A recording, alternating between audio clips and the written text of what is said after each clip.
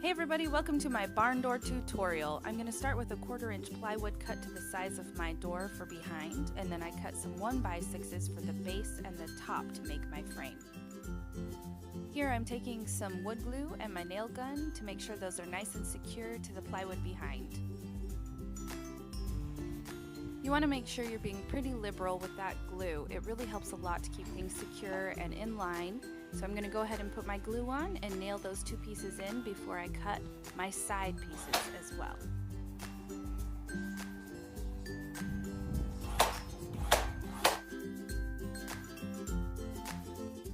Here I'm cutting those side pieces to finish the frame.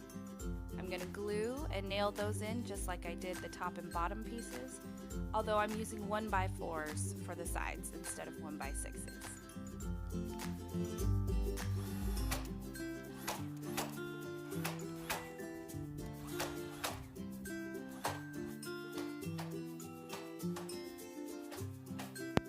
Now you're going to want to find the center of your door in order to know where the V-shaped pattern is going to start. I went ahead and marked my center on the top and the bottom of my door, and then I used this extra piece of molding to draw my line. And that's what I used to make my pattern for the rest of the time. At this point, I started with a 45-degree angle so that I could start figuring out my cuts. Once that was done, I went ahead and laid it on the board and put my 45 right on the line and then marked the top in order to cut it. So at this point, I have my 45 cut out here. I can use that to go in this corner end, but then I can also use it as a model for the other side.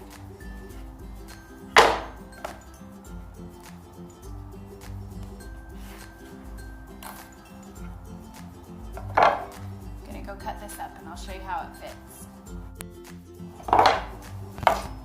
Okay, now I have both pieces. Make sure you can see that.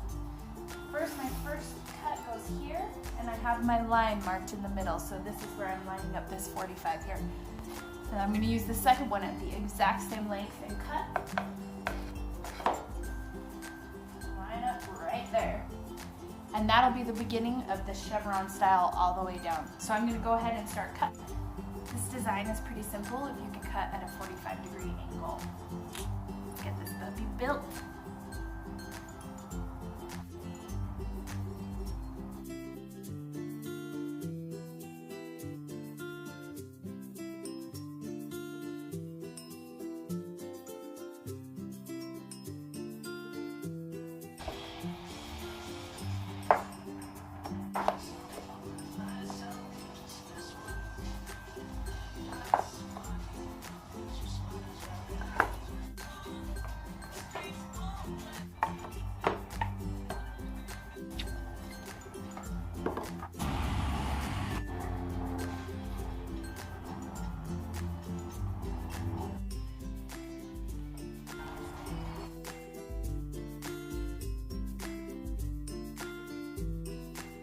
After your cuts are done, nailed, glued, then you're going to want to take some paintable wood filler and fill all the nail holes.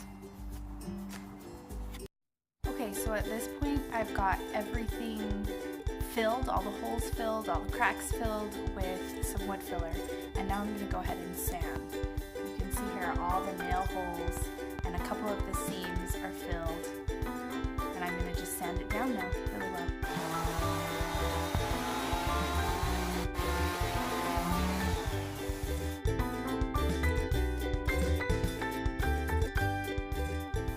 So right there, where the plywood and the 1x lay on top of each other, it's not the prettiest edge. And for this customer, the edge is going to be visible to people. So what I've done is I went to Lowe's, and they had some of these garden strips, and it's just 1 1/8 by like 1/4 of an inch. They're pine garden strips, and it fits perfectly on the edge here. So I've cut this to my door length here, and I'm just going to nail it in and glue it on, and then we should be ready for primer. Okay, so here it is now with the lattice edging attached. Right there. I feel like that helps it a lot. Now you don't have any ugly plywood showing on the front. And this is gonna be a barn door for a pantry. So the back doesn't have to be super pretty, just the front. It's the only part, kind of makes it easy. The ones that are passing through doors need to be pretty on both sides, and then you might want to have to do a thinner piece of plywood and attach your planks to both sides. Otherwise, there we go.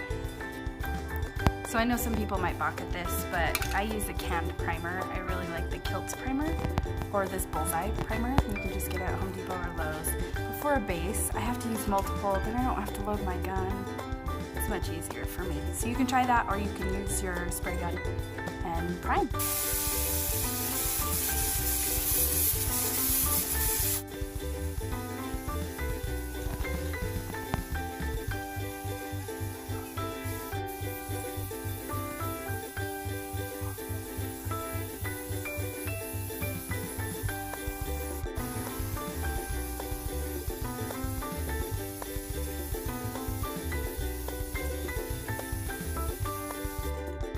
Okay, I've primed it and it's ready to go. I'm going to get my paint gun all set up and my compressor. It's going to be Hail Navy Benjamin Moore. I'm excited.